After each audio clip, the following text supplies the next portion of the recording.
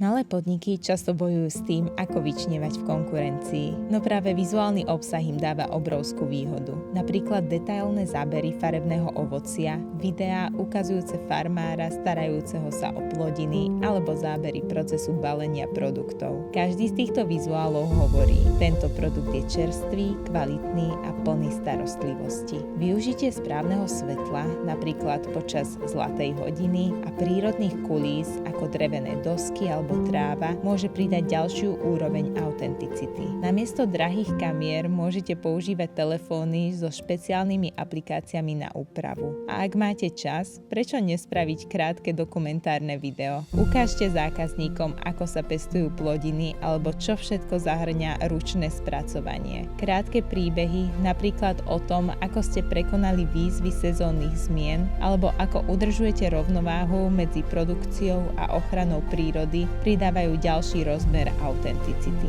Nezabudnite tiež ukázať výsledný produkt v reálnom použití, napríklad recept s vašimi plodinami alebo zákazníka, ktorý si užíva váš výrobok. Tieto vizuály nielenže predávajú, ale aj inšpirujú ostatných, aby vnímali váš produkt ako hodnotnú a udržateľnú voľbu.